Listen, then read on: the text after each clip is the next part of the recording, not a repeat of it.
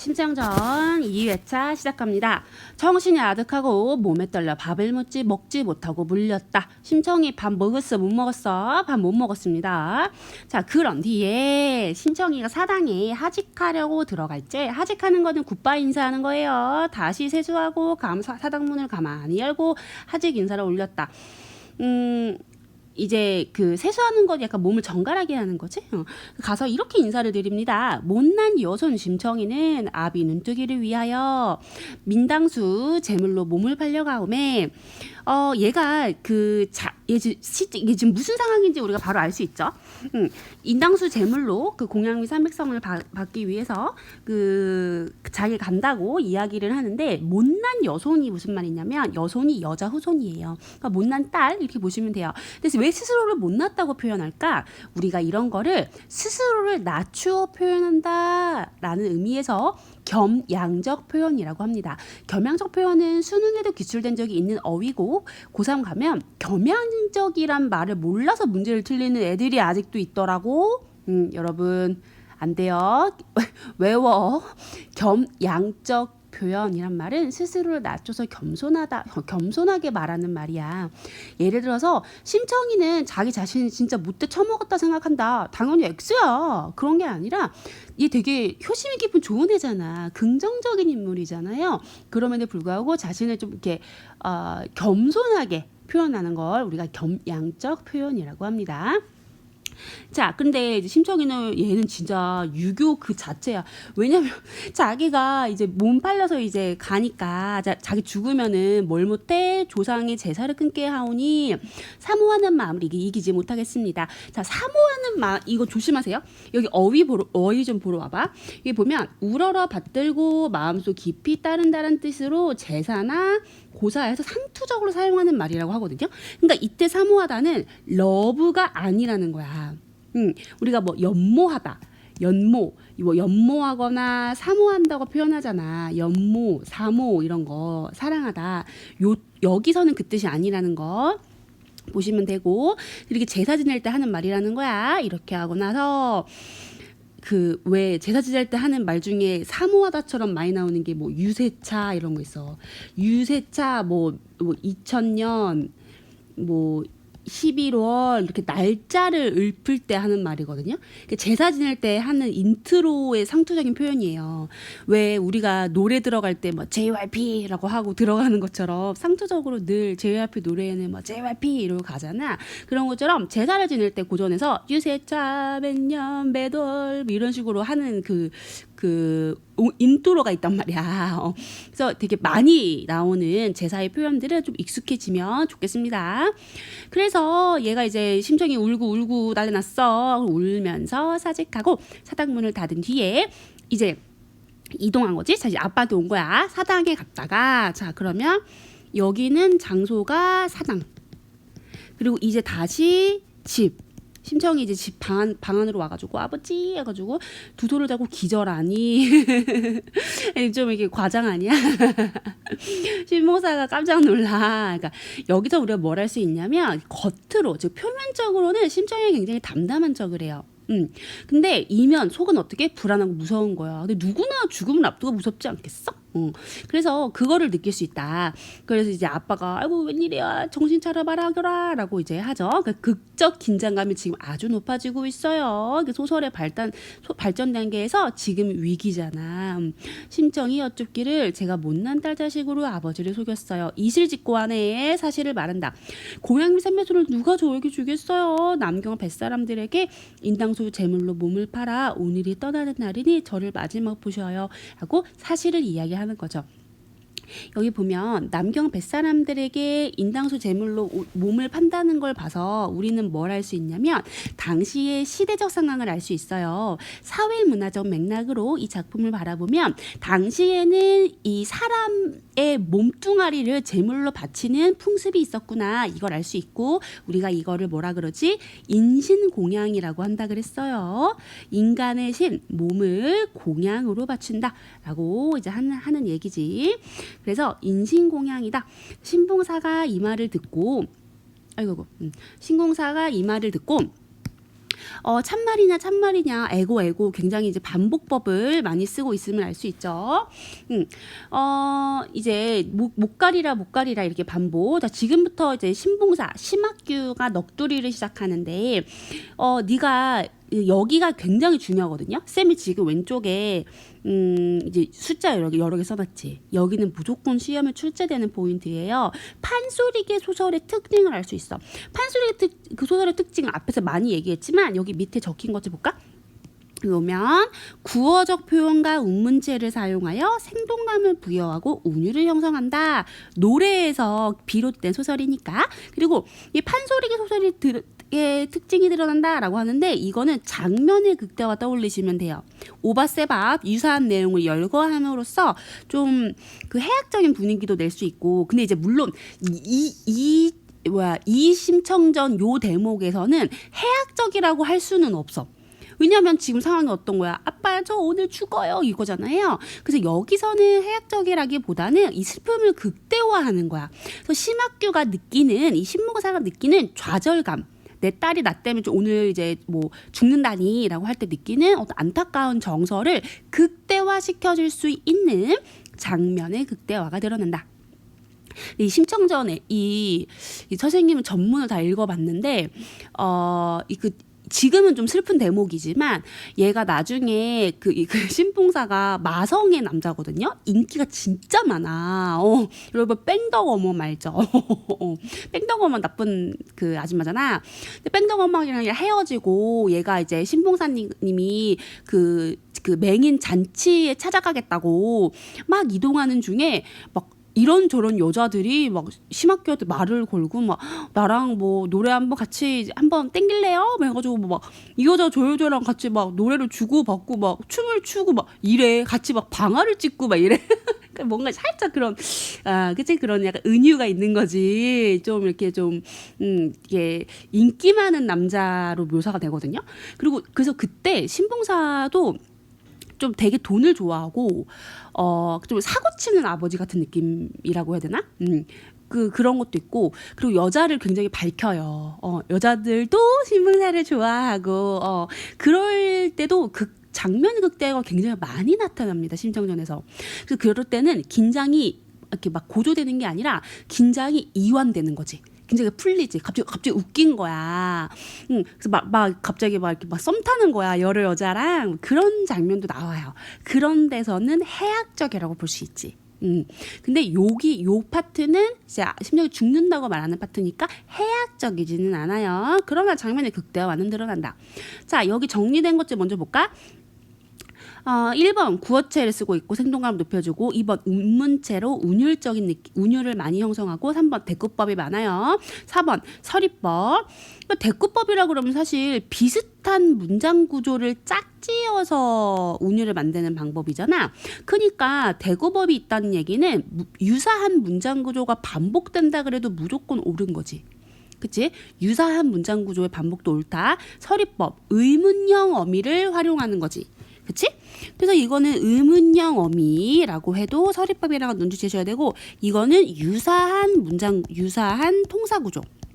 통사구조가 문장구조란 말이니까 이렇게 나와도 대꾸법이다라고 이제 보시면 되고, 그리고 고사를 인용하는 부분도 있고요. 사음보에 사음으로 되어 있고, 반복법, 열거법, 장면의 극대화가 드러난다. 장면의 극대화를 하면 정서를 심화시킨다. 다 괜찮죠? 자, 그럼 내용 가면 네가 살고 내가 눈을 뜨면 그게 마땅히 할 일이나, 자식 죽여서 눈을 뜬들 그게 참 할 일이냐? 다 대꾸법이지. 서리법 겁나 많아요. 다 의문형 어미로 종결어미가 되어 있네. 너희 어머니가 너를 되게 늦게 낳고 초1에 한 7일 아니야? 그래서 그치. 이거 쌤 기억에 맞구만. 7일. 너무한 거 아니야? 애 낳고 7일 만에 또 엄마가 죽었어. 자, 눈 어두운 늙은 것이, 그러니까 눈 어두운 늙은 것이 누구야? 이거는 나야. 신봉사. 요즘 신봉사가 하는 말이지. 내가 너를 품에 안고 여기저기 다니면서 젖동량 해가면서 너 이만큼 살았는데, 내가 눈이 아무리 눈이 어두워도 너를 눈으로 알고, 그러니까 내 눈이 네 눈을 하는 거지. 그러니까 신청이의 눈으로 자기가 살았다는 거지. 너의 어머니 죽은다면 걱정 없이 살았는데 이게 무슨 말이냐. 말은 못하리라. 아내 죽고 자식 잃고 내 살아서 무엇하래. 지금 다 사은 보인 거 알겠지? 너하고 나하고 함께 죽자. 눈을 팔아 너를 살터에 너를 팔아 눈을 뜬들. 그러니까 아빠 눈을 팔아서 너를 사도 모자란데 이쁜 딸이니까 이쁜 딸을 팔아서 내가 눈을 떠서 뭐 하냐 뭐 보겠다고 눈을 뜨냐 이렇게 하는 거죠. 야 아빠도 참 웃겨. 그러니까 왜 교수님한테 덜컥 약속을 해가지고 그치? 아빠 사고 쳐놓고 딸이 다 해결하잖아 지금. 자 어떤 놈의 팔자길래 사공지수 된단 말이냐. 사공지수 조심하세요. 자 어휘 가볼까. 사공지수는 네 가지 딱한 사람들 중에 가장 첫 번째 오는 서지. 왜냐면 네 가지 좀 궁하다란 말 알지. 빈궁하다. 상황이 좀 곤란하다. 그럼 곤란한 것 중에서 버금가 그 지수가 이 수가 머리 숫자야. 대가리라는 건 대가리. 그래서 가장 불쌍한 사람이라고 보시면 돼요. 근데 그 중에 제일 불쌍한 사람은 늙은 호랍이거든. 그치? 늙은 호랍이. 그러니까 내가 이게 사궁은 늙은 호랍에 늙은 가부 부모 없는 나이 자식 없는 늙은 이렇게 되는데 심청이가 죽잖아? 그러면은 와이프도 없으니까 심학규가 늙은 호랍이가 되는 거잖아요. 그러니까 자기가 사궁 중에서 대가리가 된다는 얘기야. 늙은 호랍이가 이 수가 되는 거지. 그래서 그러니까 이거는 누구의 불행한 처지를 강조하는 거야? 신봉사의 불행한 처지를 강조하는 거야. 늙은 호랍이니까. 심청이의 불행한 처지를 강조한다 그러면 안 된다. 자 그렇게 하면서 내 이놈 쌍놈들아 갑자기 막 혹격조사 알을 붙여서 누군가를 비속어를 쓰고 있어 지금. 쌍놈들아 이렇게. 이거는 민중의 언어죠. 그지? 이거는 그러니까 약간 민중의 언어야. 비속어. 쌤이 언어의 이중성 얘기했었죠. 그래서 이렇게 우리가 쓰는 일반적인 구어체 서민들의 언어와 어떤 한자어, 양반들의 언어, 지배층의 언어를 섞어 쓴다, 그치? 사공지수는 지배층의 언어인 거야. 한자어니까. 그런데 쌍놈들아 하면서 이제 일반 서민들의 언어가 섞여 있음을 알 수 있다. 근데 상놈들이 누구냐면 장사도 좋지만은 사람 사가지고 제사를 하는 꼬라지를 어디서 봤어? 라고 하면서 누구 말하는 거야? 즉 뱃사람들 얘기하는 거야. 뱃사람들한테 뭐라 하는 거야. 너네가 뭔데 내 딸을 사가지고 바다에 던져? 막 이렇게. 하느님의 어지심과 귀신의 밝은 마음에 앙화가 없겠느냐? 앙화는 지난 죄의 안갚음으로 받는 재앙이에요. 그러니까 쉽게 말하면 재앙의 화란 얘기지. 화를 입는다 이런 말 들어봤지? 안 좋은 일 생긴다고. 그러니까 이제 여기서의 말하기 전략은 그러니까 이 선인들의 미래에 앙화가 있을 거라고 좀 저주하는 식으로, 그러니까 너네 미래에 안 좋은 일이 있을 거야 라고 미래를 예측하면서 한 소리 하는 거예요. 내 감히 내 딸을 사가? 이렇게. 눈먼 놈의 무남동녀 철 모르는 어린아이. 눈먼 놈 누구지? 나지. 나의 무남동녀 철 모르는 어린아이 누구야? 심청이지.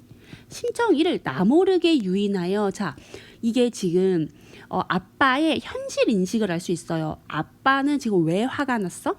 이 선인들, 뱃사공들이 아빠 몰래 이 어린애를 속였다는 거야. 유인했다는 거야. 그래가지고 너 값 주고 샀냐? 그러면서 막 뭐라 하는 거죠.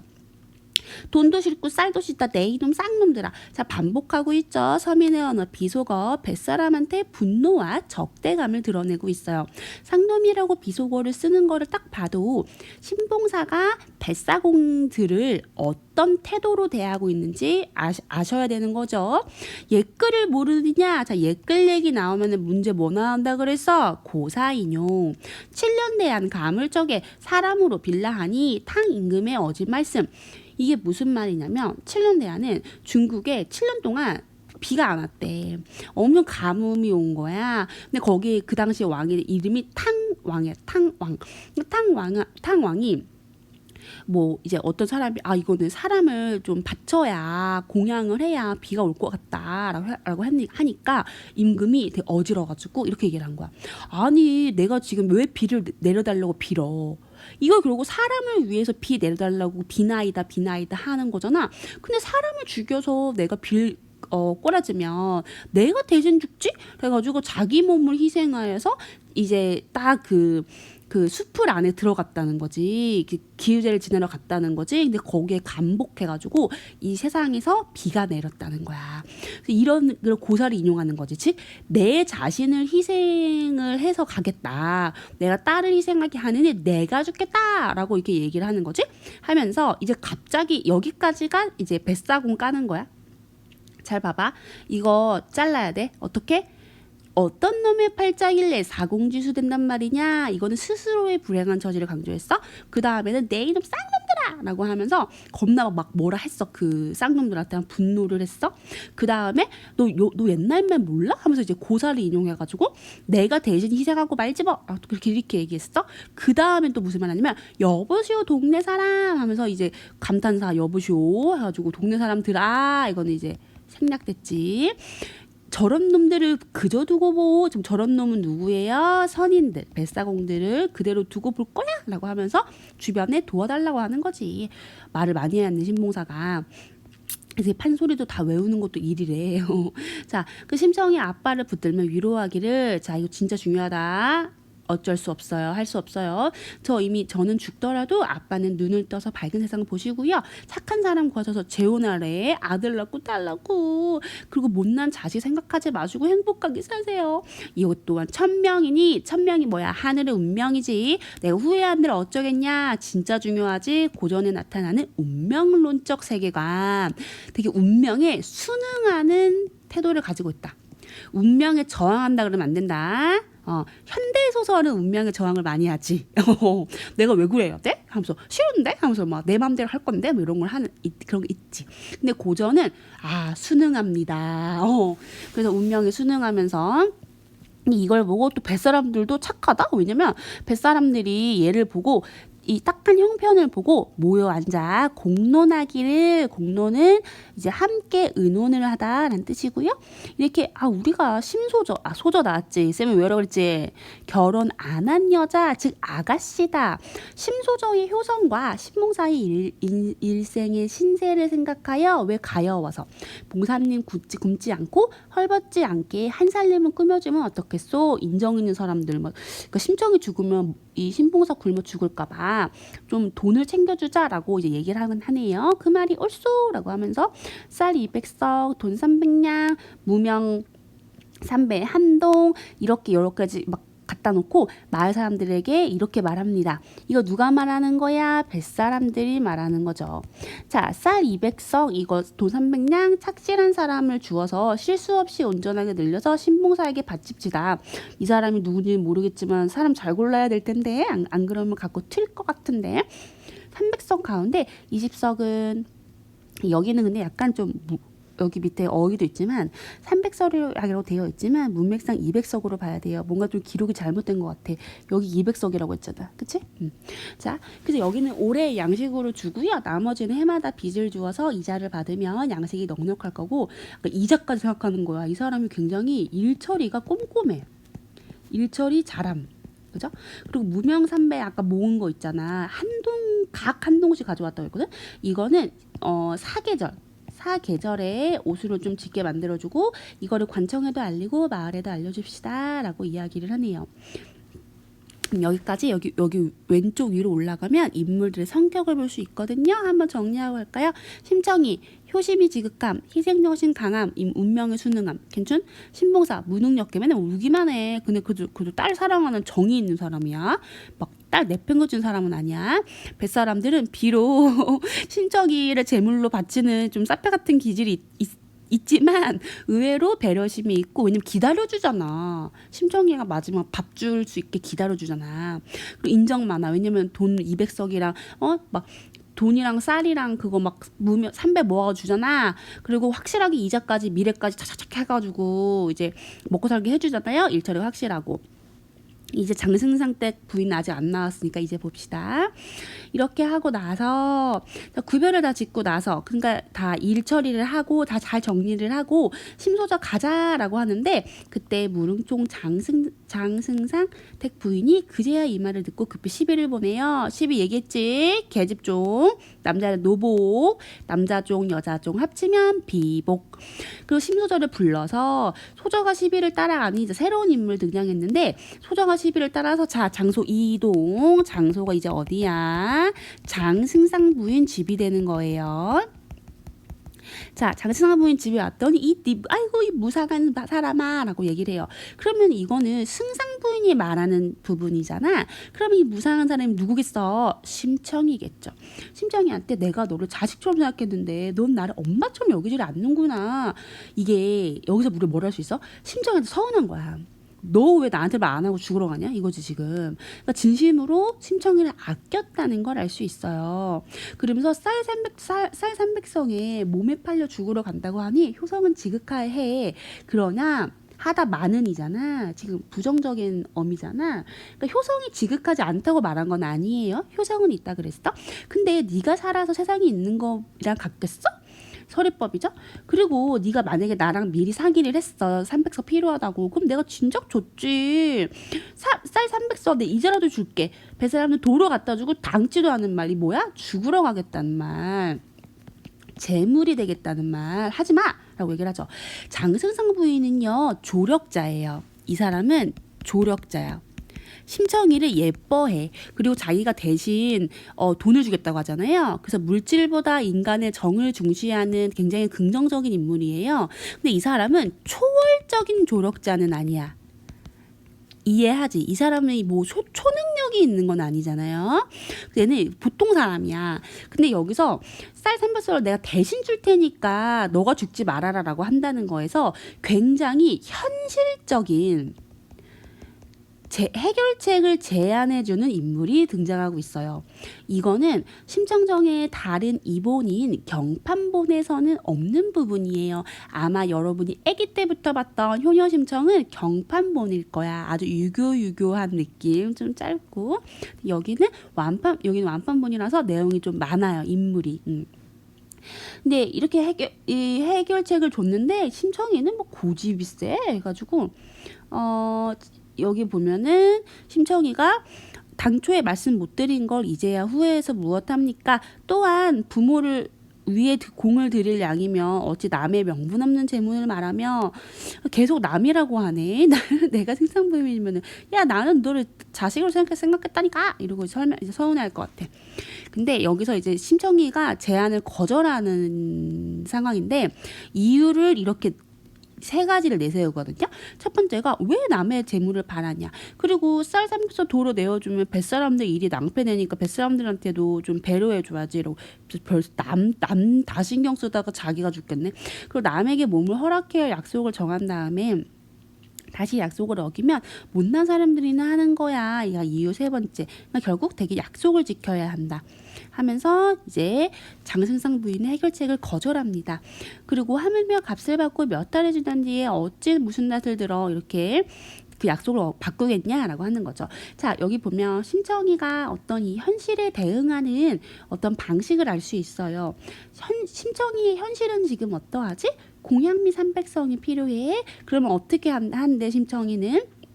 자신 스스로가 재물이 되어서 자신을 희생하여서 300성을 구하려고 되게 주체적이고 적극적인 태도로 나서고 있어요. 이거를 여러분이 비판할 수도 있어야 되지. 왜 저래? 저게 뭐 현실적으로 승상부인이 좀 빌려준다 하는데 자기가 나중에 갚으면 되지 라고 생각할 수도 있겠지. 우리가 그런 거를 효용론적 관점이라 그러지. 효용론적 관점이 뭐지? 독자의 판단. 독자가 생각하기에 이 작품에 어떤 가치 있음, 뭐 내가 느낀 바 이런 것들을 말하는 게 효용론적 관점으로 이 작품을 감상하는 거잖아요. 그러면은 막 이런 거잖아. 이 부분을 가지고 이 심청의 선택을 보고 학생들이 대화를 나누는데 뭐 적절하지 않은 것은 이런 문제 유형이 나오면 이거에 대해서 비판하는 학생도 있을 수 있다는 거야. 무조건 죽는다고 해결되는 건 아니지 않을까? 그냥 오히려 이 300석을 이 장승상 부인에게 빌려서 내가 돈을 일해서 갚는 게 더 좋은 선택 아니었을까? 이렇게 비판할 수도 있다는 거지. 그죠? 그래서 이렇게 비판할 수도 있어야 된다. 좀 다양한 반응이 나올 수도 있다는 거를 좀 눈여겨보시면 좋을 것 같아요. 자, 그럼 밑으로 가면 부인의 하늘 같은 은혜와 착하신 말씀은 저승으로 돌아가서 결초보온하겠다. 은혜를 갚을 줄 아는 사람이네. 심청이가. 그래서 이제 승상 부인은 제안을 거절했고요. 이렇게 눈물을 옷을 적시니까 부인이 다시 보니 엄숙한지라 애가 좀 이렇게 결단력이 있어. 심청이가 다시 말리지도 못하고 심소저가 울면서 여쭙기를 부인은 전생의 나의 부모일 거다. 그러니까 그만큼 우리가 가까운 사이다. 어느 날에 다시 또 내가 모시겠냐. 글 한 수를 지어서 정을 표하니 딱 보시면 내 마음을 아실 거다 하면서 부인이 이제 종이랑 붓을 딱 주고 하니까 이제 얘가 같이 막 울어. 눈물이 막 비가 되어 점점 떨어지니 묘사가 너무 슬프다 야. 그랬더니 송이송이 꽃이 되어서 그림족자였다. 족자는 이렇게 표구하는 그 종이를 말하는 거지. 안방에 걸고 보니 그 글은 이러했다. 자, 그러면 심정의 성경 뭘 할 수 있니? 스스로 노력해서 부모를 위한 공양을 말하는 적극적인 성격 알 수 있고요.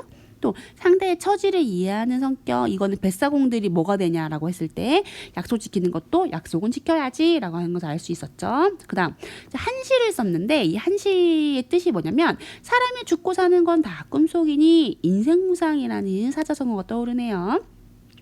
정에 이끌려 어찌 굳이 눈물을 흘리겠냐마는 세간은 뭐야? 세상이란 뜻이지. 가장 애끓는 곳이 있으니 풀벗는 강남에 사람이 돌아오지 못하는 일이다. 그럼 사람이 돌아오지 못한다는 건 뭐야? 심청이가 죽게 된다는 거지. 그러면 이 시에 나타난 심청이의 정서는 뭐예요? 즉 이별을 앞두고 아빠랑 이별하면 우리가 다시 만날 수 없을 거라는 체념과 슬픔, 어떤 절망감이 이 한시에서 느껴지는 거예요.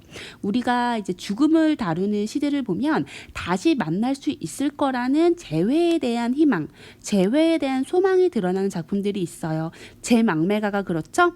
우리 미타찰에서 다시 만나자고 하잖아. 그런데 이 심청이가 쓴 한시는 재회에 대한 믿음이 드러나지 않습니다. 그럼 거꾸로 이런 걸 뭐라 그래? 소망이 없다는 거, 즉 체념적이다라고 이야기를 합니다. 중요해. 제망매가랑 이 부분이랑 비교를 한다면 제망매가는 재회에 대한 소망과 희망이 드러난다. 그러나 심청이가 쓴 한시에서는 재회에 대한 믿음이 드러나지 않는다. 즉 체념적 정서가 드러나 있다.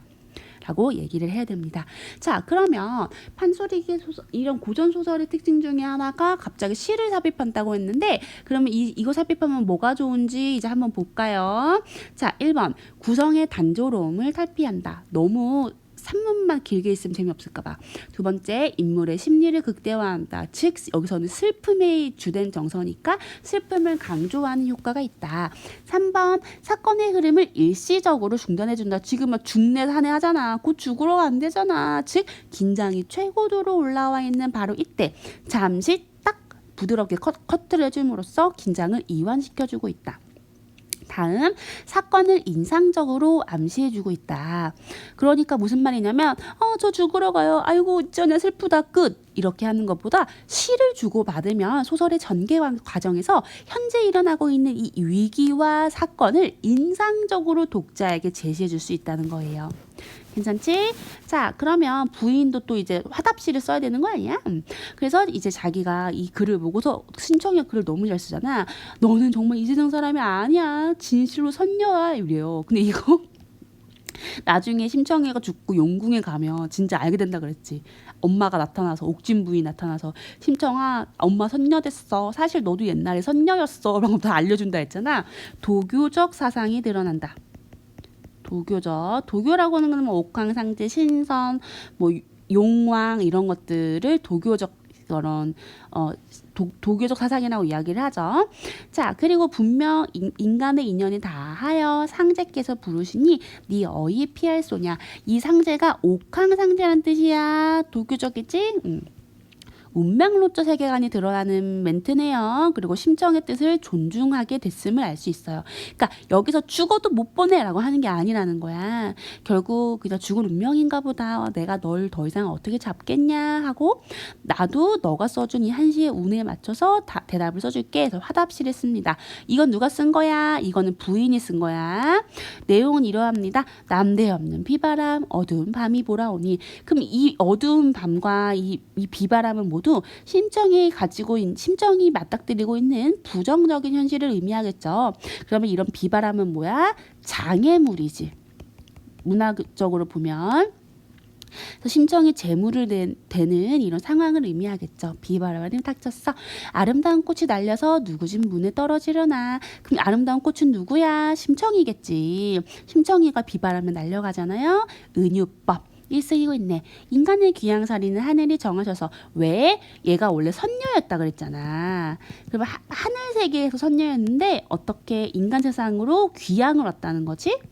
그래서 이렇게 현실 혹은 속세로 내려오는 거지. 그래서 이거를 우리가 이원론적 세계관이라고 하잖아요. 천상이 있고 이제 아래가 있다고. 이런 걸 우리가 적강 모티프다라고도 이야기를 하죠.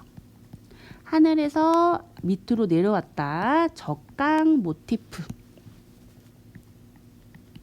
자, 이것도 볼 수 있어요. 그 선녀들이 귀향을 우리가 사는 세상으로 온다고 하니까. 그래서 아비와 자식으로 하여금 정을 끊게 하는구나. 자, 운명론도 세계관이 드러나고요. 안타까움이 드러납니다. 자, 심소저가 그 글을 품고 눈물로 이별하니 차마 보지 못할 지경이었다. 진짜 개중요 외에 편집자적 논평이 두 번째로 드러납니다. 작품 밖에 있는 서술자가 상황에 직접 개입하여 자기가 봐도 야, 못 볼 정도로 마음이 아픈 상황이었어 라고 주관적으로 개입해주고 있다. 편집자적 논평. 처음에 나옵니다. 자, 그리고 심정이가 돌아와서 아빠에게 하직하니, 아니 하직하는 대체 야 하직 언제 해? 아직까지 하직을 못했냐?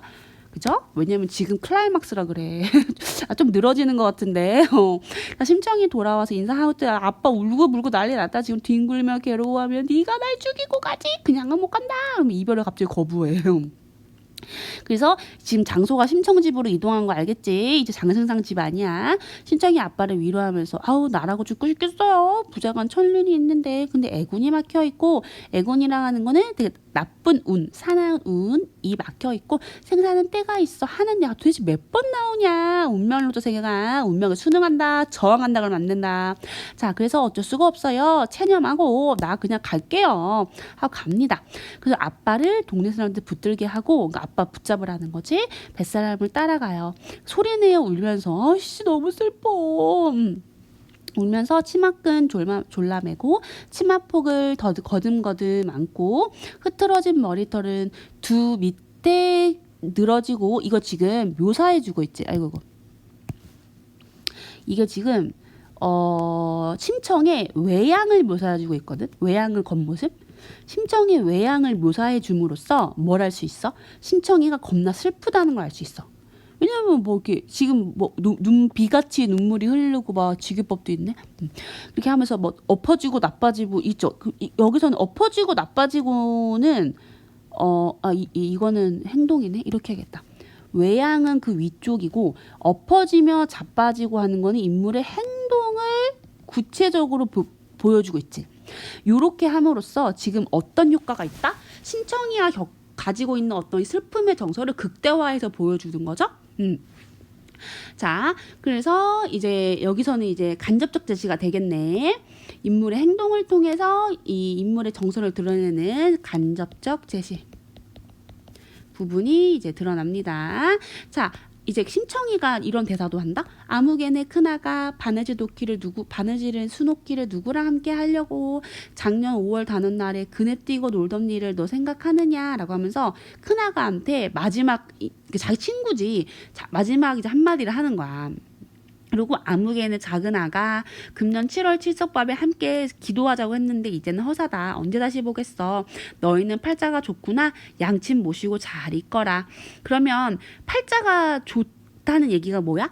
양친을 모시고 잘 있을 수 있는 게 좋은 팔자란 얘기지. 그러면 반대로 심청이는 양친? 물론 엄마는 없잖아.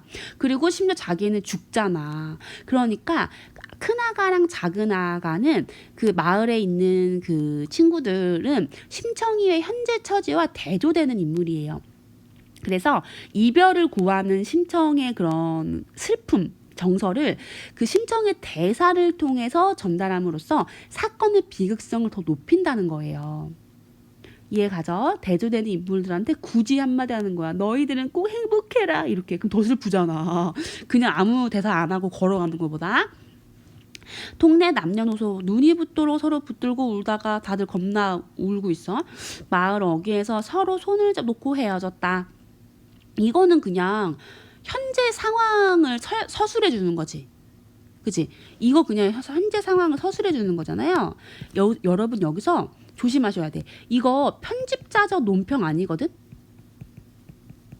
편집자적 논평 아니야? 그냥 팩트 그 자체를 서술해 주고 있는 거야. 동네 사람들 다 울다가 헤어졌다고. 그치? 오케이? 그러니까 막 슬픈 분위기잖아요 라고 한다고 다 편집자적 논평이 아니야. 이거 이해 안 가면 선생님한테 다시 물어보셔야 돼. 여기는 그냥 사실을 서술하고 있는 부분이에요. 여기서 봐봐. 서술을 여기 봐봐. 눈이 붙도록 서로 붙들고 울다가 마을 어귀에서 손을 놓고 헤어졌다. 여기 감정이 어딨냐? 주관적인 평가가 어딨어? 만약에 이거를 편집자 논평으로 하려면 이렇게 썼어야지. 서로 손을 놓고 헤어지지 못하니 그 광경을 차마 볼 수가 없어라. 이렇게.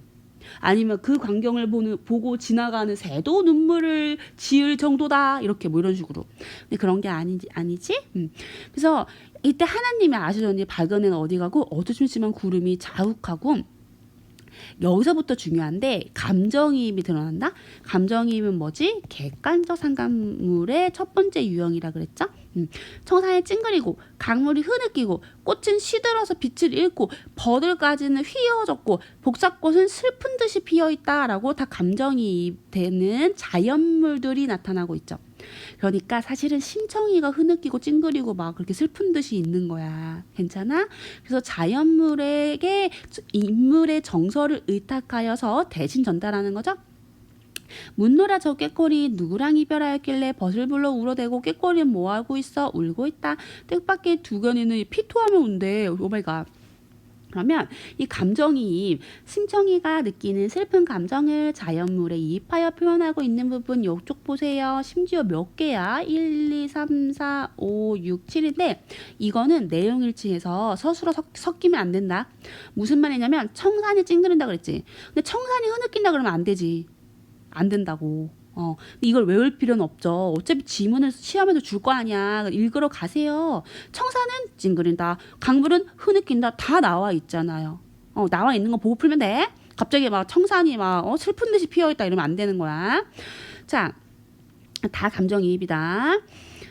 감정이입은 뭘로 낚시를 거겠어? 이거랑 비슷한 걸 찾으라 그러면 감정이입 찾으면 되잖아.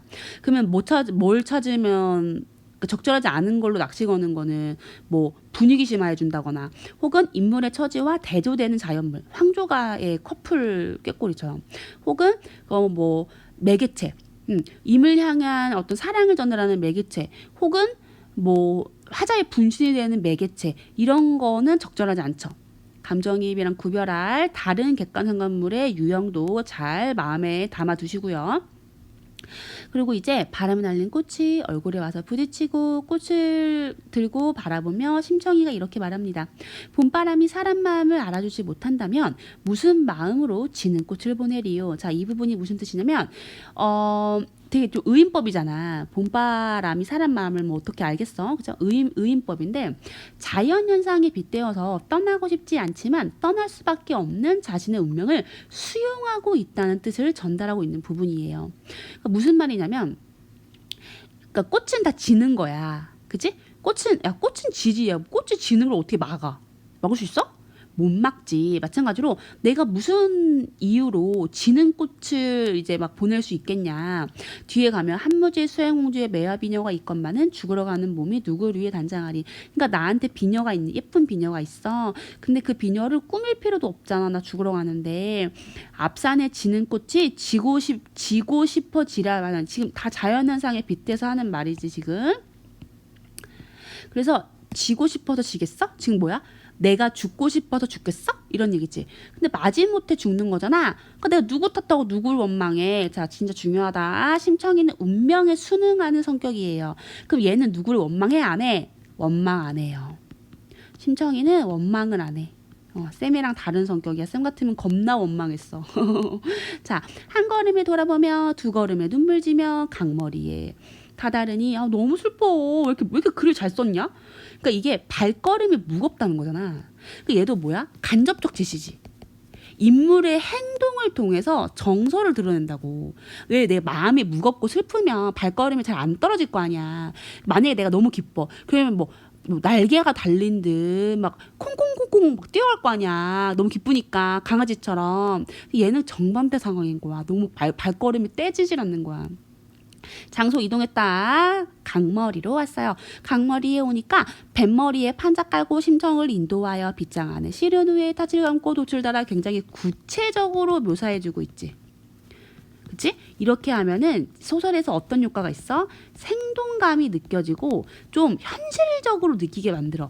소설이 원래 다 가상이잖아요. 근데 머릿속에 이미지화가 생기는 거야. 구체적으로. 예를 들어서 뭐 심청이한테 뭐 강머리에 다다르니 심청이 배 위에 서서 떨어졌다 끝 이러면은 너무 빨리 끝나버리잖아.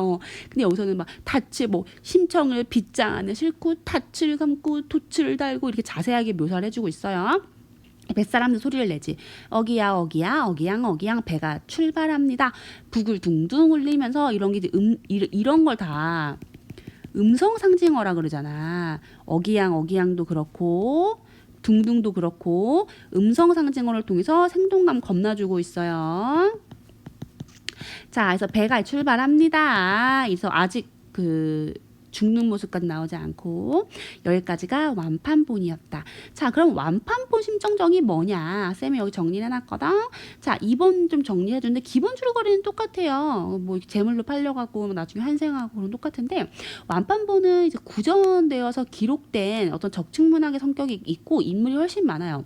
장승상 때 부인으로 나타나고 수궁에서 모녀가 만나거나 여기서 이제 엄마가 옥진 부인이야. 옥진 부인.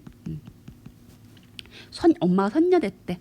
그리고 한시가 삽입되어 있는 등 조금 더 소설이 좀 되게 디테일한 요소가 많고 묘사도 자세해요. 인물도 다양하고. 근데 경판본은 서울에서 간행한 그 버전인데 여기는 심학규가 훨씬 더 엄숙하고 유교적인 인물로 그려져요. 쌤이 아까 얘기했잖아. 심학규 되게 뭐 여자 홀리는 마성의 매력이 있다고 말도 막 되게 이게 농담도 잘하고 그런 게 완판본에 있는 부분이고 그리고 전체적인 줄거리 속에서 이원로 쪽 공간이 등장하는 부분을 쌤이 정리를 해놨어요.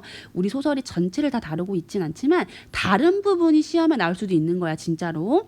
그때 도움이 되길 바라는 마음에서 자, 이 심청전은요 그러니까 현실 속에서 전반부가 이루어져요. 여기서는 구체적 공간이 나와요. 얘 좀 독특해. 원래 고전 소설에 좀 막연한 공간들도 많거든. 근데 뭐 옛날에 뭐 이런 거잖아. 이런 것도 많은데 이 심청전은 황해도 도화동이라는 곳에 심학규랑 심청이가 살고 있었다고 시작을 하거든요. 그러니까 굉장히 구체적인 지명을 제시해 줌으로써 현실성을 높이고 있는 지점이 있어요. 그래서 거기가 전반부야. 근데 인당수에 이제 심청이가 떨어져 죽잖아. 그 다음에 후반부는 굉장히 비현실적입니다. 얘가 용궁으로 간단 말이야. 그래서 이런 비현실적인 공간으로 가서 옥황상제가 좀 살려줘라고 해가지고 용왕이 심청이를 구해줘요. 그리고 나중에 연꽃에 담아가지고 인간 세상으로 돌려주죠. 재생과 환생을 겪게 되는 공간입니다. 그래서 현실에서는 어떤 슬픔의 정서가 지배하고 있다면 후반부로 가서는 어떤 이렇게 초월적인 존재들의 도움을 받아서 해피하게 환생하고 임금한테 눈에 들어서 결혼하고 이런 부분이 나오게 되는 거죠. 이런 걸 우리가 이원론적 공간이라 그래요. 한 작품 내에서 공간이 이원 이 두 개로 나누어져 있다. 자, 그리고 주제의 이원화적인 측면에서 보면 표면적으로는 효심이 뛰어나는 어떤 유교적 가치를 강조하고 있다고 볼 수 있는데, 이면적으로는 너무나 유교 중심적인 어떤 봉건적인 질서, 어떤 이 봉건적인 질서에 대한 회의감이나 어떤 비판하는 태도도 가질 수 있도록 소설이 짜여져 있어요. 그것도 생각해 보시면 좋을 것 같고, 민중들의 욕망은 다양했을 테니까. 자, 그리고 심청전에 담긴 여러 가지 사회문화적 배경을 좀 보면 민간 신앙으로는 인신공양 문화가 있었구나, 뱃사람들이 소녀를 바쳤구나 알 수 있고, 불교는 뭐야, 부처님의 능력이 있다고 화주승이 강조해서 300서 주면 눈 뜰 수 있다고 어디서 구라를 쳐, 그런 불교적 사상이 드러나고, 효심이나 자기 희생하는 어떤 소녀, 유교적 사상. 그리고 도교는 뭐야, 옥황상제와 용왕, 선녀가 심청을 부활시켜주는 부분이 바로 도교가 되겠네요. 자, 그러면 판소리계 소설의 문학적 의의를 좀 봅시다. 자, 여기 부분이에요. 자, 얘는 기존의 소설과 달리 현실적인 경험을 생동감 있게 표현해요. 굉장히 세속적인데요. 이거는 어떤 특정한 작가가 만든 게 아니라 당시 민중들이 공동으로 창작하고 한 거예요. 우리가 이런 걸 뭐라고 한다 그랬지? 적층문학이다라고 한다 그랬지? 적층문학. 자, 판소리계 소설은요, 경제적 가치관이나 사회 현상이 전면적으로 부각되어 있고요. 개인적인 성취 욕구와 사회적인 모순 사이에서 갈등이 빚어지는 모습도 드러나 있어요. 이를 통해서 근대로의 이행기에 접어든 조선 후기 사회의 모습을 충실하게 반영하고 있습니다. 사회를 반영하지 않는 문학은 없어. 조선 후기를 보여주고 있다. 자, 심청이 전체 스토리 이렇게 정리가 되어 있죠. 이건 잠깐 멈추고 읽어보면 돼. 전체 스토리 아까 쌤이 다 얘기해줬지. 자, 그러면 심청이가 제물로 죽는 이 상황에 대한 인물의 여러 가지 반응을 볼까?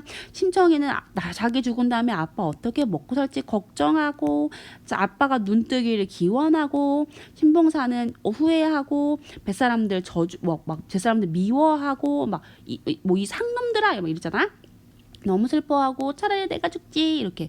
그리고 심청이에게 호의적인 인물인 장생삭된 부인은 심청이 죽게 되니까 안타까워하고, 자신에게 미리 상황을 알리지 않아서 서운함을 표출하죠. 뱃사람들도 두 사람의 이별을, 부녀의 이별을 안쓰럽게 생각하고, 심청이가 죽고 나서 신보사가 어떻게 먹고 살지 어려운 형편을 걱정해줘서 막 쌀도 주고 하잖아. 자, 그럼 여기서 이 심청전을 통해서 알 수 있는 고전소설의 특징과 사건 전개 방식을 찾아보자. 자, 주인공의 탄생부터 죽음까지의 일생을 다룬다. 이게 바로 일대기적이라 그랬지. 일대기적 구성 또는 시간의 흐름. 갑자기 역순행 이러면 안 돼. 이런 부분이 이제 심청이 출생, 고난, 행복한 결말의 구조를 갖는다고 하고, 다만 심청이가 부활하고 나서는 좀 신화적인 느낌이 있다. 이렇게. 그리고 이게 권성징악, 착한 애는 상 받고 나쁜 애는 벌 받고 뭐 이런 것들 있잖아. 여기서 심청에서 나쁜 얘기는 뭐 없지만, 심청이는 아빠를 지극히 모시기 때문에 감동을 한 옥황상제로 인해서 이제 황후까지 되는 해피엔딩이다. 그리고 현실에선 일어나기 어려운 전기적 상황, 즉 용궁에 가서 옥진 부인과 만나거나 연꽃이 되어 환생하는 등 비현실적인 상황이 전개된다. 자, 그러면 이 심청이가 승상댁의 그 제안을 거절한 이유 뭐야? 이유 세 가지라 그랬지? 보자. 부모를 위한 일이라면 남이한테 힘 빌리지 말고 스스로 해결해야 되기 때문에. 두 번째, 뱃사람들에게 피해를 줄 수 없기 때문에. 세 번째, 약속을 지켜야 되기 때문에. 이를 통해서 뭘 할 수 있지? 상대방의 처지를 이해할 수 있고, 주체적으로 자신의 문제를 해결하고, 약속을 중요하게 여기고, 또 옥진 부인에게 결초보호한다는 걸 통해서 은혜에 감사할 수 있다까지 연결되겠네요. 내가 심청이라면 나 안 죽어, 쌀 빌려서 내가 돈 벌어서 갚을 거야 라고 생각해 볼 수도 있겠지. 자, 그러면 이 심청이의 모습을 보고 당시 사회문화적 상황과 연결해 보자. 무엇이 진정한 효도일까를 생각해 보자는 거죠. 여기 보면 삼강오륜 을 담고 있는 오륜행실도 이야기가 나와요. 여기서도 아들이 뭐 엄청난 효자야. 그런데 이제 아빠가 죽고 나서 3년상을 치르고서 3년 동안 밥을 굶었대. 그래서 사람들이 그 효성을 탐복했대. 이렇게 효심이 깊으면 꼭 뭔가 이제 복을 받잖아요. 그 복의 내용이 어느 날 쥐 한 마리가 땅을 파고 들어가는 걸 보았는데 땅을 파보니까 황금 수천 냥이 나와서 그 부자가 되었다. 즉 그의 효심이 맹이의 효심은 돈으로 보상받은 거예요. 그래서 이런 거 보면은 부모님을 치극정성으로 모시는 바로 이런 것들이 오늘날보다 더 그 당시가 되게 유교적인 사회에서는 효가 중요한 가치였다. 자신을 희생하는 태도가 중요한 상황이었다. 그런 사회문화적 배경이 있다는 걸 알 수 있다. 라고까지 보면 돼요. 자, 그러면 이제 경판본과 완판본을 비교해보자. 보면 경판본에서는 이제 아빠가 경판본은 유교적인 엄숙성과 숙명론적 운명관에 지배되고 있다라고 이야기를 하죠. 근데 우리 교과서는 완판본이 실렸잖아. 더 많은 인물과 사건이 있다. 그리고 장승상 댁은 심청에게 양녀가 대한 것도 제안해주고, 즉 조력자라 그랬지. 초월적 조력자 말고 인간이야. 그리고 심청이를 도와주려 하는데, 그래서 즉 장승상 때 부인은 유교적 관념에 의의를 제기하고 현실적 해결 방법을 내놓는 인물인 것이다. 이게 바로 작품의 이면적 주제랑 연결된다고 보시면 돼요. 그러니까 너무 효 하지 말란 얘기지. 신봉사는 완전 다른 성격이야. 경판본은 유교해. 그런데 완판본의 신봉사는 어떻대요? 훨씬 세속적이고 현실주의적인 인물, 여자들한테 인기도 많아. 그래서 완판본은 유교적 효를 중요한 규범을 받아들이고 있는데 한편으로는 당대 현실을 회의하고 비판적으로 바라본다. 이게 이면적 주제랑 연결된다 그랬다. 자, 그래서 아빠 성격 다르다겠죠? 경판은 유교하다. 완판은 세속적이고 현실주의다. 그러면 왜 이렇게 이렇게 다른 이본들을 통해서 우리는 오늘날 뭘 알 수 있다? 시대 상황도 알 수 있겠지. 그러면 당시에 이 작품이 널리 일으키던 조선 후기에는 유교적 가치관을 따르는 게 우세하긴 하였으나 그러한 가치관에 대한 회의와 비판도 공존하였음을 알 수 있다라고 한다는 거죠. 자, 그러면 이제 마지막인데 심청이에 관한 책도 읽고 무슨 뮤지컬, 영화 뭐 엄청 많잖아. 연극 이런 거, 마당놀이, 오페라. 왜 이렇게 재창조되고 있을까를 생각해 보시면 어떨까? 보자. 일단은 이게 결국 고전의 가치에 대해서 생각해 보라고 하는 거거든. 왜냐하면 일단 재밌어서 흥미를 유발해서, 그 다음 또 교훈적이어서. 왜냐하면 이런 효의 가치 있잖아. 이거는 우리가 뭐라고 말하냐면 인간의 보편적인 정서를 다루고 있거든요. 인간의 보편적인 정서, 막 엄마 사랑해요, 뭐 이런 거잖아. 이런 주제는 시대를 뛰어넘어 늘 감동이다. 무슨 말인지 알겠지? 100년 뒤에 지나가도 엄마 사랑해요가 주제인 소설은 또 인기 있을 거야. 뭐 엄마 이러면 다 울잖아, 막 뭐 눈물 짜내고 막. 그럼 인간의 보편적인 정서를 다루고 있는 고전들이 현대에도 끊임없이 재창조되고 있고 계속 감동을 주고 있다. 이렇게 보시면 되겠네요. 자, 그러면 이렇게 판소리기 소설과 문학사적 가치 앞에 다 얘기했지만 한 번만 더 보고, 평민들의 발랄함과 진지성을 바탕으로 전승 재창작되었고 그들의 일상적 체험과 바람을 투영하고 있다. 그치? 판소리 사설이 기록물로 정차 유통되면서 형성된 소설을 말한다. 오케이? 그리고 문학사적 가치, 효를 중요시하게 생각한다. 뭐 이런 것들. 그래서 효와 관련된 사자성어까지 볼까요? 풍수지탄. 자, 풍수지탄은 여기 기억 있다. 효도를 다하지 못한 채 어버이를 여윈 슬픔을 이르는 말. 풍수지탄. 그 다음 반포지효 갈게요. 반포지효는 여기 있다. 까마귀가 자라서 늙은 엄마한테 먹이를 물어다 주는 효. 즉 자식이 자라서 엄마한테 은혜를 갚아라 라고 하는 게 반포지효. 그럼 그 다음에는 리을은 뭐야? 망운지정. 자, 자식이 객지에서 고향에 계신 어머니를 생각하는 마음. 여러분 이거는 운우지정이랑 헷갈리면 안 돼요. 운우지정은 남녀 간의 사랑이야. 알겠지? 똑같이 지정하지만 그 다른 거야. 왜 비슷한 말 있잖아. 왜 연군지정 있지. 연군지정은 뭐냐면 그러니까 연은 사랑하다. 군 임금이잖아. 그럼 얘는 임금님 사랑한다는 얘기야. 그리고 우국지정이란 말도 있거든요. 우국지정이란 얘기는 근심 우자거든요. 걱정하는 거야. 그리고 국이 나라지. 얘는 나라 걱정한다는 얘기야. 네 개 헷갈리면 안 된다. 망운지정은 되게 멀리 있는 상황. 멀리 있는 상황에서 그러니까 이제 타향에서 그 고향에 있는 부모님을 그리워한다는 뜻이다. 사자성어는 계속 외워주셔야지. 뭐 사실 어휘는 어쩔 수 없어. 외우지 못하면 답이 없습니다. 노답이에요. 자, 그럼 그 다음은 뭐야? 이 색으로 할까? 여기 하나 남았잖아. 뭐냐? 혼전신성. 이거는 밤에는 부모님의 자리를 보아드리고 이른 아침에는 부모님의 밤새 안부를 묻는다는 뜻으로 왜 옛날에는 아침마다 찾아가서 절하고 인사하잖아. 그런 사극 같은 데 보면 임금님이 이제 그 세자가 임금에 찾아서 아침마다 아침 문안 인사 드립니다 하고 막 인사 오잖아.